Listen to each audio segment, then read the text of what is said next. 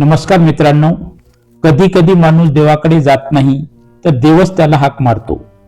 वनात एकांतात मनाच्या अगदी आतल्या कोपऱ्यातून आजची ही कथा आहे एका अशा मंदिराची जिथे फक्त शिवलिंग नाही तर हजारो दुःखी मनांची आशा जिवंत आहे. ही कथा आहे थरारक शिव मंदिराची. गडचिरोलीच्या दाट जंगलात सकाळ फार वेगळी उगवते. इथे सूर्य आधी आकाशात दिसत नाही, तो आधी झाडाच्या पानातून डोकावतो. हळूच जणू कुणाची झोप मोडू नये म्हणून रस्ता अरुंद, दोन्ही बाजूची उंच उंच सागवान मोहाची झाडं, ओलसर मातीचा वास आणि पावलाखाली खारट ओल. या वाटेवर चालताना माणसाला एक गोष्ट प्रकर्षाने जाणवते. इथे मोबाईलचा सिग्नल हरवतो पण मनाचा सिग्नल सुरू होतो. इथे येताना माणूस आपली घाई विसरतो. इथे येताना माणूस आपली भीती आठवतो आणि हळूहळू आपली वेदनाही. या जंगलाच्या कुशीत एका शांत, साधं पण खोल परिणाम करणारे ठिकाण आहे थरारक शिव मंदिर. लोक त्याला मंदिर म्हणतात, पण इथले जुने आदिवासी वृद्ध भाविक एकच वाक्य सांगतात, ते मंदिर नाही रे बाबा, ते महादेवाचा निवास आहे. येथे मोठे कमानीदार दरवाजे नाहीत, येथे उंच कळसाची भव्यता नाही, इथे संगमरवराची झगमगही नाही, पण इथे आहे शांततेचा भार. असा भार जो छातीवर बसत नाही तर हळूच मनावर उतरतो. या रस्त्यावरून जाणारा प्रत्येक माणूस वेगळा असतो. कोणी नवस फेडायला, कोणी आजारातून सुटण्यासाठी, कोणी नोकरीसाठी, कोणी संसार वाचवण्यासाठी, पण सगळेच एक समान गोष्टीसाठी येतात, मनातला गोंधळ शांत करायला. थरारकच्या वाटेवर चालताना सावित्री मात्र कुठल्याच इच्छा घेऊन चालली नव्हती. तिच्या हातात नवसाचा नारळ नव्हता, तिच्या पदरात फुलाची परडी नव्हती, तिच्या ओठावर मंत्र नव्हते, फक्त डोळ्यात थकवा आणि छातीत घट्ट दडपलेली भीती. सावित्री जंगलाच्या कडेला असलेल्या छोट्याशा पाड्यावर राहणारी, मजुरी करणारी, 2 वेळच्या भाकरीसाठी रोज लढणारी. ती चालत होती, खांद्यावर पातळशी ओढणी, पायात जुनी चप्पल आणि मनात एकच विचार, आज नाही गेलो तर उद्या उशीर होईल. कारण तिचा मुलगा घरी आजारी पडून पडलेला. 2 दिवस ताप, 3ऱ्या दिवशी अंग थरथरू लागले आणि 4थ्या दिवशी तर डोळ्यातून ओळखच हरवायला लागली. डॉक्टर दूर, दवाखाना अजून दूर आणि पैशाचा प्रश्न तर तिच्या आयुष्यात कायमचाच. गावातल्या एका म्हाताऱ्या बाईने तिला थांबून विचारलं होतं, कुठं चालली ग एवढ्या लवकर? सावित्री फक्त इतकंच म्हणाली होती. थरारकला त्या बाईचे डोळे चमकले. महादेवावर विश्वास ठेव, इथे येणारा कोणी रिकामा जात नाही. हे वाक्य सावित्रीच्या कानात घुमत राहिलं, पण तिच्या मनात वेगळाच विचार सुरू होता. रिकामा म्हणजे काय? माझ्या आयुष्यात तर सगळंच रिकाम आहे. जसजसं ती जंगलात आज शिरत होती तसतसं माणसाची वस्ती मागे पडत होती. घरांचे आवाज थांबत होते, कुत्र्याची भुंकणं दूर जात होती आणि उरायचा फक्त पानाचा सळसळ, पक्ष्यांचे आवाज आणि तिच्या श्वासाचा वेग. अचानक समोर मंदिराचा पहिला कडा दिसला. दगडी पायऱ्या, जुन्या, थोड्या झिजलेल्या, जणू कित्येक पिढ्यांचे दुःख आपल्या पोटात साठवून उभ्या असलेल्या. त्या पायऱ्या पाहताच सावित्री थांबली. क्षणभर तिच्या डोळ्यासमोर मुलाचा चेहरा आला, तापाने कोरडा पडलेला, ओठ थरथरणारे आणि आवाज निघत नसतानाही तिला हाक मारणारे डोळे. ती स्वतःशीच फुटफुटली, महादेवा, मी खूप उशीर तर नाही आले ना? त्या क्षणी मंदिराच्या आतून हलकासा घंटानाद आला. कोणीतरी आरतीची तयारी करत होते. त्या आवाजात ना चमत्कार होता ना देवी थरार, पण सावित्रीच्या छातीत काहीतरी हालत होतं. ती हळूहळू पायऱ्या चढू लागली. प्रत्येक पायरी जणू तिला विचारत होती, खरंच विश्वास आहे का? पाय दुखत होते, श्वास चढत होता, पण थांबायची इच्छा नव्हती. कारण पहिल्यांदाच ती कोणाकडे काही मागायला नव्हे तर स्वतःला सांभाळायला आली होती. मंदिराच्या दारात येऊन ती थांबली. समोर मंद प्रकाशात शांत उभा असलेला शिवलिंग, ना फार सजावट, ना मोठे हार, फक्त एक दिवा आणि त्याची थरथरणारी ज्योत. सावित्री तिथेच उभी राहिली. आज जायची हिंमत होत नव्हती, कारण जर देवानीही ऐकलं नाही तर मग ती कुठे जाणार होती. तिच्या हातात नकळत ओढणीचा कोपरा घट्ट पकडला गेला आणि पहिल्यांदाच थरारकच्या शांततेत तिच्या मनाचा आवाज मोठा झाला. महादेवा, मी खूप थकले. येथूनच सुरू होणार होती तिची खरी भेट. महादेवासी. सावित्री मंदिराच्या उंबरठ्यावर उभी होती. पाय आत टाकायची हिंमत होत नव्हती, कारण आत गेलं की सगळं मन उघड पडणार होतं. बाहेर उभी असताना ती अजूनही स्वतःला सावरून होती, पण आत गेल्यावर तिला माहीत होतं ती मोडणार होती. ती हळूच पाय पुढे टाकते. दगडी फरशी थंड होती, पण तिचे पाय जळत होते. 2 दिवस जागी, 3 रात्री झोप नाही, डोळ्यात पाणी आणि मनात फक्त एकच प्रश्न, माझ्याच वाट्याला का? ती शिवलिंगासमोर येऊन थांबते. दिव्याची ज्योत थरथरत होती, जसं तिचं मन थरथरत होतं. क्षणभर ती काहीच बोलत नाही, फक्त पाहत राहते. शांत, स्थिर, न हलणारे शिवलिंग आणि स्वतःकडे पाहते. पूर्णपणे हललेली, अस्थिर. तिच्या डोळ्यासमोर तिचं आयुष्य सरकू लागतं. लहान वयात लग्न, नवरा शेतमजूर होता, दारिद्र्याची कायमची सावली होती, पण तरी तेव्हा आयुष्य सोपं वाटायचं, कारण संध्याकाळी घरात एक आवाज असायचा, सावित्री. तो आवाज थांबला. 4 वर्षापूर्वी आजारानं नाही तर अपघातानं रस्त्यावर कामावर जाताना एक ट्रक आला आणि एका क्षणात तिच्या आयुष्यातून आधार निघून गेला. तेव्हापासून ती एकटीच, आई, वडील, बायको आणि बाप सुद्धा, सगळं तीच. पण आज तिच्या हातातून सगळं निष्ठत होतं. तिचा मुलगा, तिचं शेवटचं जगणं, तिचा श्वास, तिचं कारण. तोच मुलगा तापात बडबड करत होता. रात्री अचानक अंग ताठर व्हायचं, तोंडातून आवाजही निघायचा नाही. आणि त्या क्षणी सावित्रीला पहिल्यांदाच वाटलं होतं, मी हारते. आजवर ती कधीही हार मानली नव्हती. भाकरी नसेल तर उपाशी झोपली, कपडे नसतील तर जुने शिवून घातले, काम नसेल तर जंगलात लाकूड वेचलं. पण मुलांसाठी तिच्याकडे काहीच उरलं नव्हतं, ना पैसा, ना ओळख, ना आधार. आणि म्हणून आज ती इथे उभी होती महादेवासमोर. तिच्या ओठातून शब्द निघत नव्हते, घसा घट्ट दाबला गेला होता.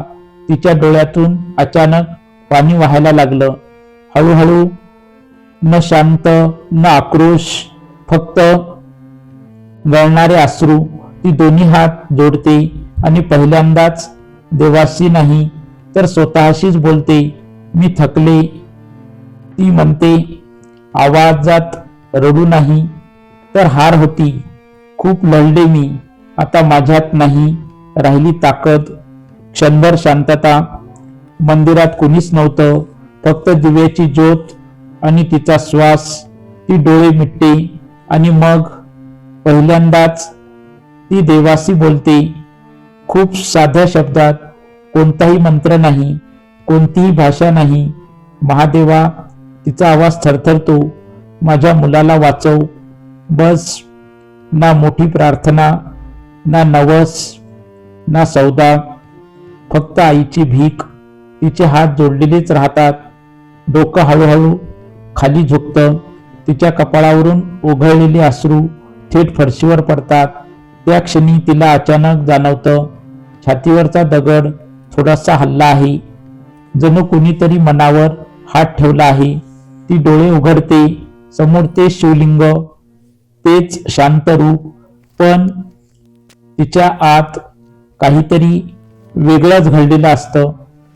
तिला कुठलाही आवाज ऐकू येत नाही, कोणतेही स्वप्न दिसत नाही, कोणती आकृती दिसत नाही. पण तरीही मनाच्या अगदी खोल भागात एकच भावना उमटते, मी एकटी नाही.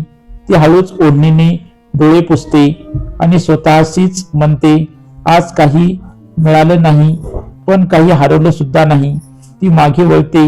मंदिरातून बाहेर येताना तिच्या पावलात अजूनही थकवा असतो, पण मनात एक नवा आधार उभा राहिलेला असतो आणि तिला अजिबात कल्पना नसते की ही तिच्या आयुष्यातील शेवटची असह्य प्रार्थना नव्हती, ही तिच्या बदलाची सुरुवात होती. सावित्री मंदिरातून बाहेर आली होती, पण तिची पावलं थांबली. दार ओलांडून 2च पावलं गेली असतील आणि अचानक तिला जाणवलं, आपण बाहेर आलो, पण मन मात्र आतच राहिले. ती तिथेच थांबली. मंदिराच्या कडेला असलेल्या दगडी भिंतीजवळ टेकून उभी राहिली. डोळे मिटली. छातीत अजूनही जडपणा होता, पण तो आता वेदनेचा नव्हता, तो काहीतरी सांगू पाहणारा होता. ती हळूच पुन्हा मागे वळली. कुणी हाक मारली नव्हती, कुणी थांबवलं नव्हतं, पण तिच्या आतूनच एक आवाज उठला होता, परत जा. ती परत शिवलिंगासमोर आली. यावेळी हात जोडले नाहीत, डोळेही मिटले नाहीत. ती फक्त तिथेच बसली, खाली दगडी फरशीवर, पाय दुमडून. थकलेल्या शरीरासह आणि थकलेल्या मनासह दिव्याची ज्योत पाहत ती स्वतःलाच विचारत होती, महादेव खरंच असतो का? हा प्रश्न पहिल्यांदाच तिच्या मनात आला होता आणि भीती वाटली, कारण आजवर ती कधीच प्रश्न विचारले नव्हते, फक्त स्वीकार केला होता, नशिबाचा, दुःखाचा आणि अपमानाचा सुद्धा. ती हळूच आवाजात बोलली, जणू कोणाशी तरी नाही तर स्वतःशीच, मी रोज मेहनत करते, कोणाचं वाईट करत नाही, मग माझंच का? क्षणभर मंदिरात फक्त शांतता होती, इतकी खोल की स्वतःचा श्वासही मोठा वाटावा. तेवढ्यात पुजाऱ्याचा आवाज दूर कुठेतरी घुमला. तो कुणाला म्हणत होता, शिवाला विचार नको, स्वतःला विचार. हे वाक्य सावित्रीच्या कानावर आलं, पण पुजारी तिच्याशी बोलत नव्हता, तर तो कुणा दुसऱ्यालाच सांगत होता. पण ते वाक्य सरळ तिच्या मनात घुसलं. ती दचकली, जणू कुणीतरी तिचा विचार वाचला. ती पुन्हा शिवलिंगाकडे पाहू लागली. ते तसंच, न बोलणार, न हलणार, न बदलणार. आणि तरीही तिला अचानक वाटलं, जणू कुणीतरी तिला पाहतंय. तिच्या कपड्याकडे नाही, तिच्या चेहऱ्याकडे नाही, तर थेट मनात पाहतंय. तिच्या आत साचलेली भीती, तिचा राग, तिची हतबलता, तिची थकलेली आई, सगळं. ती हळूच पुटपुटली, महादेवा, मी तुला दोष देत नाही, पण मी आता खूप घाबरले. हा आवाज रडका नव्हता, तो खूप प्रामाणिकपणा होता. पहिल्यांदाच ती देवासमोर बळकट दिसायचा प्रयत्न करत नव्हती. ती जशी होती तशीच उभी होती, तुटलेली, घाबरलेली आणि तरीही उभी. त्या क्षणी काही अद्भुत घडलं नाही. कुठला प्रकाश झळकला नाही, कुठली घंटा आपोआप वाजली नाही, कुठलाही चमत्कार झाला नाही, पण तिच्या मनात एक अगदी सूक्ष्म गोष्ट घडली. जणू कुणीतरी तिच्या मनावरचा प्रश्न अलगद बाजूला ठेवला आणि त्या जागी एक वेगळाच विचार ठेवला. आज नाही जमलं तर उद्या जमेल. ती चकित झाली. हा विचार तिचा नव्हता, कारण आजवर तिच्या मनात उद्या नावाची जागाच नव्हती. फक्त आज कसं जगायचं इतकंच होतं. ती थोडी सरळ बसली, खांदे नकळत ताठ झाले, श्वास खोल घेतला आणि स्वतःशीच म्हणाली, मी अजून संपलेली नाही. हे वाक्य तिच्या आयुष्यातील पहिलं मजबूत वाक्य होतं. तिला जाणवलं, आज महादेवाने तिला काही दिलं नव्हतं, पण काहीतरी जागा केलं होतं, जे फार दिवस झोपलेलं होतं. तिचं धैर्य. ती हळूहळू उठली, शिवलिंगाकडे पाहून डोकं टेकवलं आणि अगदी हलक्या आवाजात म्हणाली, माझ्या मुलाला वाचव, पण मला मोडू देऊ नको. ती वाक्य बोलून थांबली आणि त्या क्षणी तिच्या आतूनच उत्तर आलं, शब्दात नाही, आवाजात नाही, फक्त भावनेत. मोडायचं की उभा राहायचं ते तुझ्याच हातात आहे. सावित्री बाहेर आली. मंदिराच्या पायऱ्या उतरताना तीच पायरी, तोच रस्ता, ते जंगल, पण ती मात्र तीच राहिली नव्हती. ती पहिल्यांदाच घरी परत जात होती. देवाकडून काही मिळालं म्हणून नाही, तर स्वतःकडून काही सापडलं म्हणून. आणि हीच होती सावित्रीची महादेवाशी झालेली पहिली खरी भेट. सावित्री मंदिरातून निघाली. ज्या पायऱ्या चढताना पाय थरथरत होते, त्या पायऱ्या उतरताना मन मात्र थोडं स्थिर होतं. पण आयुष्य मनासारखं बदलायला अजून तयार नव्हतं. ती जंगलाच्या वाटेने घरी निघाली. आकाश हळूहळू काळं होत चाललं होतं. वाऱ्यात ओल होती आणि त्या ओलसर हवेत तिच्या मनातला नवा विचारही अजून नाजूक होता. मी अजून संपलेली नाही हे वाक्य छान वाटत होतं, पण वास्तव्य खूप कठोर असतं. ती पाड्यावर पोहोचली. घराचं दार उघडलं आणि आत शिरताच छातीत धडधड वाढली. मुलगा तसाच पडलेला, डोळे अर्धवट उघडे, ओठ कोरडे आणि श्वास खूप वेगात. शेजारची बाई म्हणाली, दुपारी ताप फार वाढला, दोनदा थरथर झाली. हे शब्द ऐकून सावित्रीच्या पायाखालची जमीन सरकली. तिने पटकन मुलाच्या कपाळावर हात ठेवला. ताप अजूनही तसाच, कदाचित आणखीन जास्त. क्षणभर तिच्या डोक्यात तोच विचार चमकून गेला. मी उशिरा आले. डोळ्यात पाणी साठलं, पण रडायला वेळ नव्हता. तिने पाणी गरम केलं, कपाळावर पट्ट्या ठेवल्या, औषधाचा उरलेला अर्धा गोळीचा तुकडा दिला आणि शेजारच्या बाईला म्हणाली, थोडा वेळ बस. पण आतून तिचं मन ओरडत होतं, मी काय करणार. संध्याकाळ झाली. आकाशात ढग दाटले. पावसाचा जोर आला आणि मुलाच्या अंगातली थरथर पुन्हा सुरू झाली. त्याचा हात तिच्या बोटांना घट्ट पकडून होता आणि अर्ध्या शुद्धीत तो कुजबुजला. आई. तो एक शब्द तिच्या काळजावर घाव घालून गेला. ती त्याला घट्ट मिठीत घेत म्हणाली, येथेच आहे रे. पण मनात मात्र वेगळं सुरू होतं. महादेवा, हेच का तुझं उत्तर. हा प्रश्न पहिल्यांदाच तिच्या मनात एवढा ठळक झाला. ती लगेच स्वतःला थांबवते. नाही, मी दोष देणार नाही, पण भीती, तर्क ऐकत नाही. रात्र झाली. पावसाचा आवाज वाढत गेला. छपरावर पडणाऱ्या थेंबासोबत तिच्या छातीतली धडधडही वाढत होती. मुलाचा श्वास कधी वेगात, कधी खूप हळूहळू. ती डोळे न पिटता फक्त त्याच्याकडे पाहत बसली होती. आणि त्या शांत, भीतीने भरलेल्या रात्री तिला अचानक जाणवलं, आज सकाळी मंदिरात तिला जे धैर्य मिळालं होतं ते फक्त बोलण्यासाठी नव्हतं, ते आज तपासलं जाणार होतं. मध्यरात्री मुलाने अचानक उलटी केली. ती घाबरून उठली. पाणी आणलं, त्याला सावरलं, शेजारच्या बाईला उठवलं. बाई म्हणाली, उद्या सकाळी लवकर दवाखान्यात ने. सावित्रीने मान हलवते, पण मनात विचार, पैसे कुठून आणायचे हा प्रश्न तिला रोजचाच होता. पण आज तो फार मोठा झाला होता. ती मुलाच्या डोक्यावरून हात फिरवत राहिली आणि अगदी हळू आवाजात म्हणाली, महादेवा, मी काही मागत नाही. क्षणभर थांबली आणि मग खरं वाक्य बाहेर आलं, पण मला हे बघायची ताकद दे.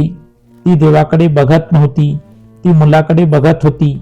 आणि पहिल्यांदाच तिला कळत होतं, देवाने तिला दिलेलं धैर्य म्हणजे संकट थांबणं नव्हे, तर संकटासमोर उभं राहणं.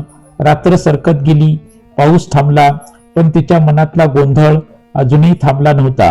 पहाटच्या मंद प्रकाशात मुलाचा चेहरा तसाच होता, थकलेला, फिकट आणि सावित्री खिडकीतून बाहेर पाहत होती.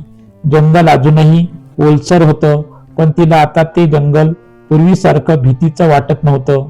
तिच्या मनात एकच विचार पक्का होत चालला होता, आज काही बदललं नाही, पण मी बदलेल. आणि हेच खरं होतं. सावित्रीची श्रद्धा आज पहिल्यांदाच फक्त देवावर टिकलेली नव्हती, ती आता स्वतःच्या पायावर उभी राहू पाहत होती. सावित्रीची रात्र तशीच गेली होती. डोळ्यात झोप नव्हती आणि मनात शांतताही नव्हती. पहाटे थोडासा उजेड पडताच ती उठली. मुलगा अजूनही तापातच होता, पण थरथर थोडी कमी झाल्यासारखी वाटली. क्षणभर तिला दिलासा मिळाला, पण लगेच तिच्या मनात तोच विचार परत आला. आजही थरारकला जायचंय. जणू आता ते मंदिर फक्त देवाचं ठिकाण उरलेलं नव्हतं, ते तिच्या मनाचं आधारस्थान झालं होतं. शेजारच्या बाईने तिला थांबवलं. आज पाऊस आहे ग, रस्ता फार खराब असेल. सावित्री काहीच बोलली नाही. ती फक्त ओढणी नीट सावरते, मुलाच्या कपाळावरून हात फिरवते आणि हळूच म्हणते, मी लगेच येते. पण तिच्या आत तिलाच माहित होतं, ती आज का चाललेली आहे. आज ती देवाकडे नाही, ती स्वतःकडे चालली होती. जंगलात शिरताच पावसाने जोर धरला. माती चिकट झाली होती, दगड घसरडी झाले होते. ओढणी पूर्ण भिजली, केस कपाळावर चिकटली, पण ती थांबली नाही, कारण आता तिची पावलं भीतीवर नव्हती, तिच्या निर्धारावर पडत होती. अचानक एक वळण घेताना तिचा पाय घसरला. क्षणभर शरीर हवेत झुलल्यासारखं वाटलं आणि पुढच्या क्षणी ती जोरात जमिनीवर पडली. आहा, तिच्या तोंडातून हलकी किंकाळी निघाली. डावा पाय दगडावर आपटला होता. ती उठायचा प्रयत्न करत होती, पण पाय सरळ होत नव्हता. ती दात आवळून बसली. पावसाचे थेंब चेहऱ्यावर पडत होते आणि डोळ्यात पाणी साठत होतं. दुखण्यामुळे नव्हे, तर त्या एका विचारामुळे, आता मी थांबू का. क्षणभर, खूप छोटासा क्षण, तिच्या मनात आलं, आज जाऊ दे, उद्या जाईन. पण लगेच तिला आठवलं, मुलाचं थरथरणारा अंग, तो कुजबुजलेला आवाज, आई.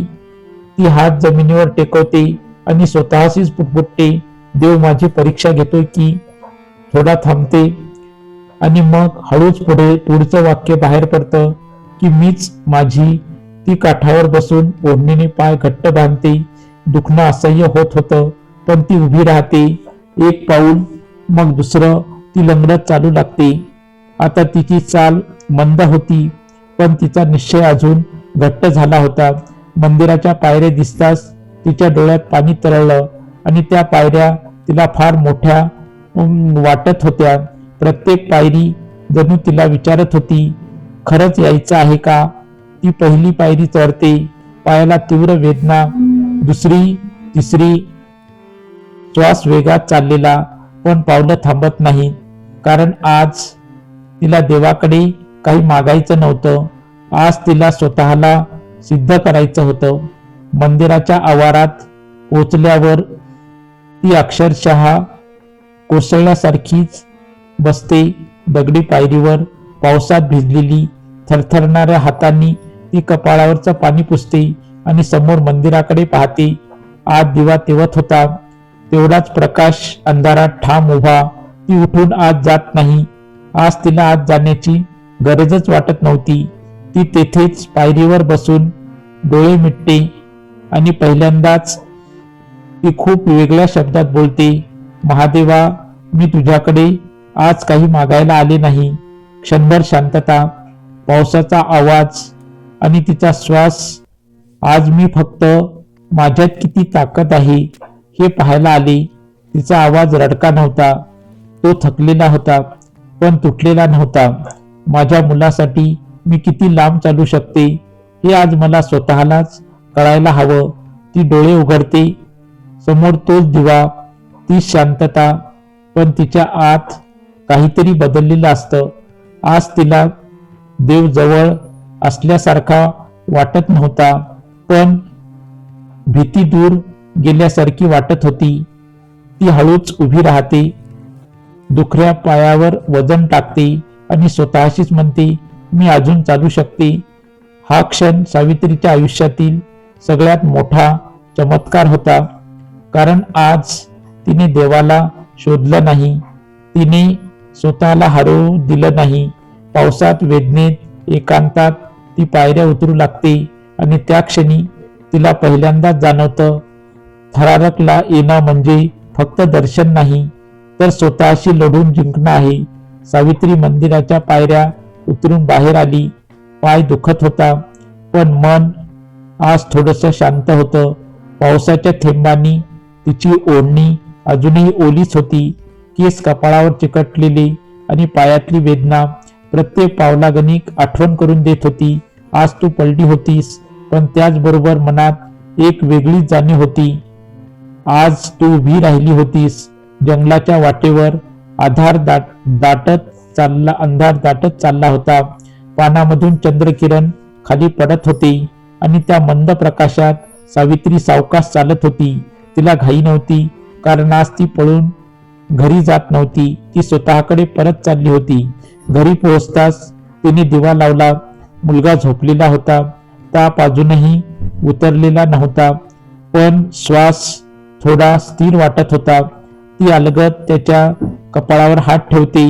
देवा, हे शब्द ओठावर येतात, पण ती लगेच थांबते.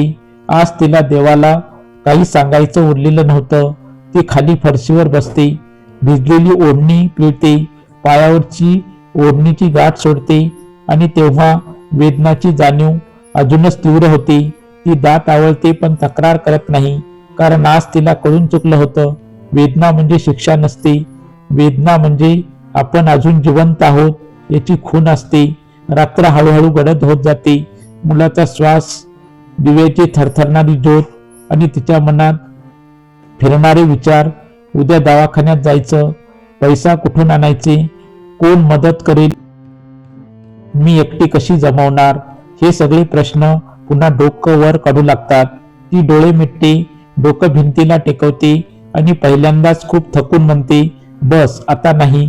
त्या क्षणी ना स्वप्न, ना दृष्टांत, ना महादेवाचं रूप, पण एक अतिशय शांत आणि खोल आवाज, जणू तिच्या श्वासातून जन्मलेला, तिच्या आत उमटतो. सावित्री. ती दचकते, डोळे उघडते. आजूबाजूला कोणीच नाही.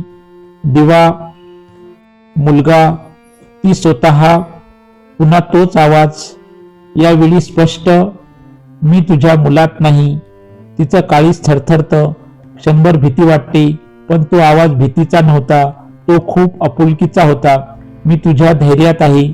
सावित्रीचे डोळे भरून येतात. ती नकळत हात जोडते, पण त्या आवाजात देवाची आज्ञा नव्हती, फक्त एक साधं सत्य होतं. तू लढतेस म्हणूनच तो जिवंत आहे.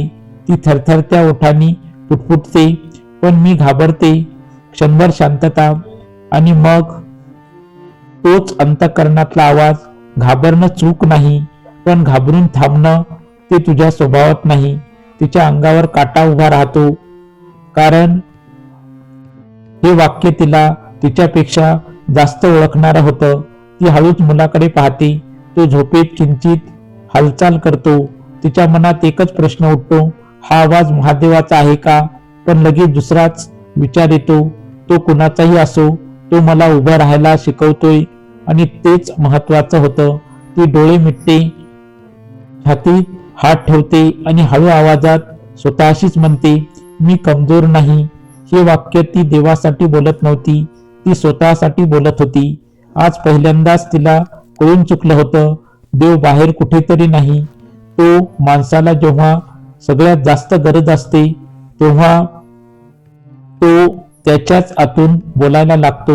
रात्र पुढे सरकत राहते आणि सावित्री आज रडत झोपत नाही. ती उद्यासाठी विचार करत झोपते. दवाखाना, काम, कर्ज आणि जगणं सगळं अवघडच आहे, पण आता एक फरक झाला होता. आज तिला आधार मिळाला नव्हता, तिला दिशा मिळाली होती. त्या रात्री सावित्री थोडीशी झोपली होती, खूप नाही, फक्त शरीराला उभा राहण्या इतकी. डोळे उघडताच तिचा पहिला श्वास थेट मुलाकडे गेला. तो अजून झोपलेलाच होता. कपाळावर हात ठेवताच तिला जाणवलं ताप पूर्ण उतरलेला नव्हता, पण कालच्यासारखा जळजळीतही नव्हता. हा बदल खूप लहान होता, पण तिच्यासाठी तो आशेचा पहिला कण होता. ती क्षणभर डोळे मिटते. काल रात्री ऐकलेला तो आवाज अजूनही तिच्या छातीत घुमत होता. मी तुझ्या धैर्यात आहे. आज पहिल्यांदाच तिने देवाला काही विचारलं नाही. ती फक्त स्वतःला म्हणाली, आज आपल्याला उभं राहायचं आहे.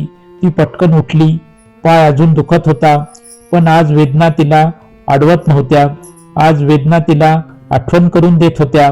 तू काल पडली होतीस, पण आज उभी आहेस. ती शेजारच्या बाईकडे गेली. खूप संकोचून म्हणाली, थोडे पैसे उधार देशील का? आज दवाखान्यात जायचं आहे. त्या बाईने फार प्रश्न विचारले नाहीत.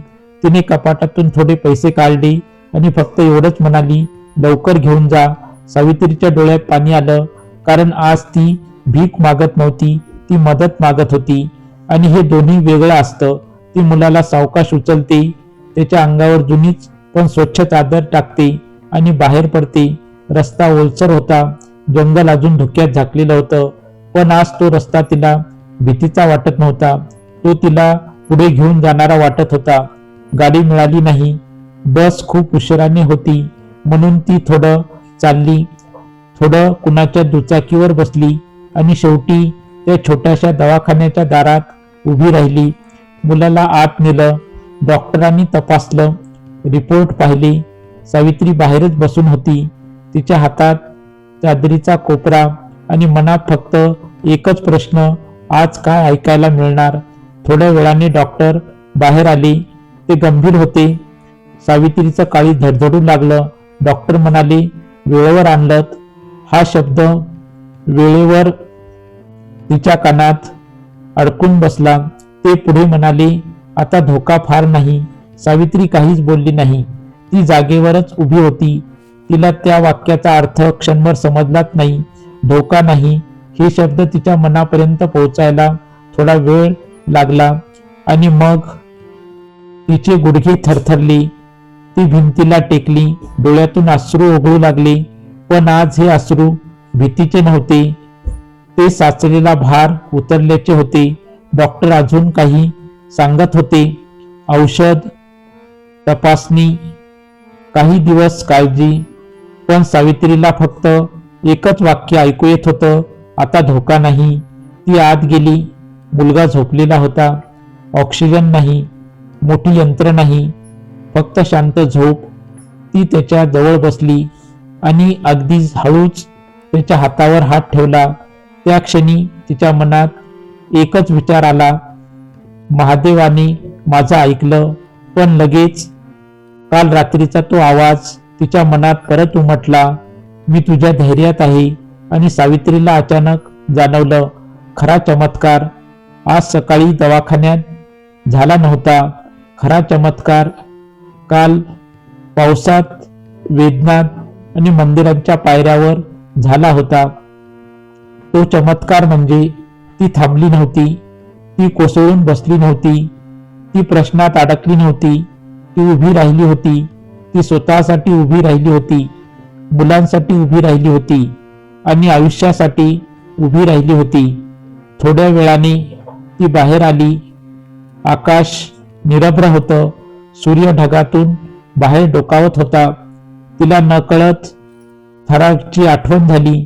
आज ती तिथे गेली नव्हती, पण आज पहिल्यांदाच तिला वाटलं, थरारक आज तिच्या सोबत आहे. ती हळूच डोळे मिटते आणि मनात म्हणते, महादेवा, तू माझा मुलगा वाचवलास, पण त्याआधी तू मला उभं राहायला शिकवलंस. आणि तेच खरा चमत्कार होता. 2 महिने निघून गेले होते. सावित्रीचं आयुष्य अचानक मोठं झालं नव्हतं. घर अजूनही तेच होतं. भिंती अजूनही ओल धरूनच होत्या. भाकरी अजूनही कधी पातळ कधी कमीच असायची. पण घरातला श्वास बदलला होता. मुलगा आता उठून बसू शकत होता. हळूहळू चालू लागला होता.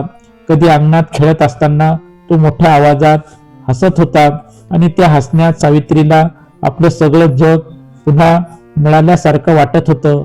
ती अजून मजुरी करत होती. कधी जंगलात लाकूड वेचायची, कधी शेतावर काम. पैशाचा प्रश्न संपलेला नव्हता. आयुष्य कठीणच होतं, पण आता ती स्वतःला कमजोर समजत नव्हती. ती थकायची पण थांबत नव्हती. ती रडायची पण हारत नव्हती. एक सकाळ कामावर जायच्या आधी ती मुलाला शेजारच्या बाईकडे सोडून थोडीशी वळसा घालून थरारकच्या वाटेने चालू लागली. आज नवस नव्हता, फुलं नव्हती, नारळ नव्हतं, फक्त मनात शांतता होती. मंदिराच्या आवारात ती उभी राहिली. ज्या पायऱ्यावर ती एक दिवस पावसात वेदनेत बसली होती, आज त्या पायऱ्या तिला ओळखीच्या वाटत होत्या. जणू त्या म्हणत होत्या, तू परत आलीयस, पण आता तू वेगळी आहेस. ती आत गेली, शिवलिंगासमोर उभी राहिली. आज तिने हात जोडले, पण मागण्यासाठी नाही. ती फक्त इतकंच म्हणाली, महादेवा, आज काही देऊ नकोस. क्षणभर थांबली आणि मग, आज फक्त मला आशीष ठेव. तेवढ्यात तिच्या शेजारी एक तरुण बाई उभी होती. डोळे सुजलेले, हात थरथरत होते. तिने सावित्रीला हळूच विचारलं, ताई, इथे येऊन खरंच फरक पडतो का? हा प्रश्न सावित्रीच्या काळजात खोलवर उतरला, कारण हा प्रश्न ती स्वतः कधी काळी विचारत होती. ती त्या बाईकडे पाहते आणि खूप शांतपणे म्हणते, येथे येऊन समस्या सुटत नाही. ती थोडी थांबते आणि मग पुढे म्हणते, येथे येऊन आपण बदलतो. ती बाई गोंधळून पाहत राहते. सावित्री हळूच सांगते, मी येथे येते तेव्हा माझा मुलगा आजारी होता. मी घाबरलेली होती, एकटी होते. महादेवाने माझ्या आयुष्यात जादू केली नाही.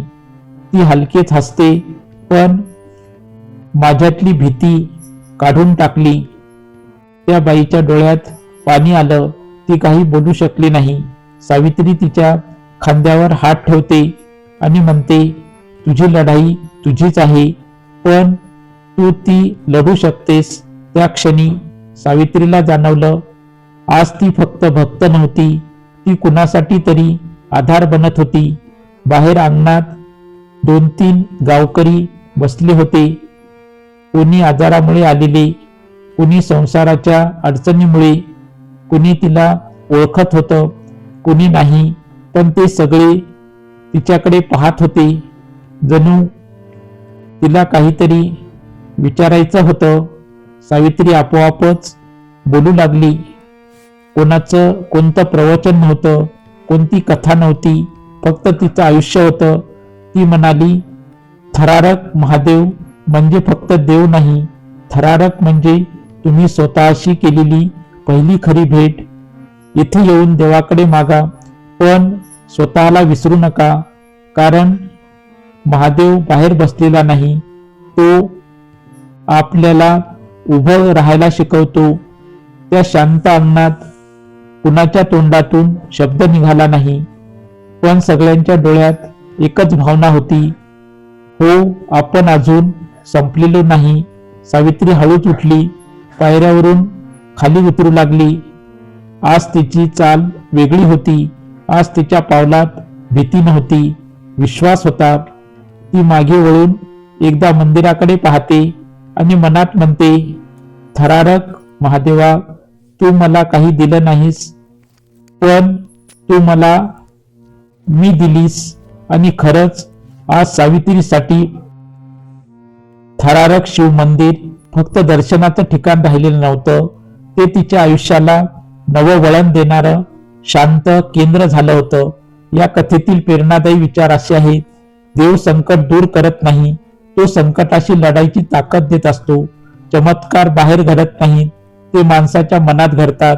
रडणं कमजोरी नाही, पण रडून थांबणं ही खरी हार असते. श्रद्धा म्हणजे फक्त मागणं नाही, स्वतःवर विश्वास ठेवायला शिकणं म्हणजे खरी श्रद्धा. आपण एकटे आहोत असं वाटणं, तेव्हाच आपल्या आतली शक्ती बोलायला लागते. देव मंदिरात असतोच, पण तो माणसाच्या धैर्यात जास्त स्पष्ट दिसतो. जग बदलत नाही, पण आपण बदललो की जगाकडे पाहण्याची दृष्टी बदलते. सर्वात मोठा चमत्कार म्हणजे मी अजून संपलेलो नाही, हे स्वतःला कळणं. तुम्हाला ही कथा जर आवडली असेल तर कृपया माझ्या चॅनलला लाईक करा, शेअर करा.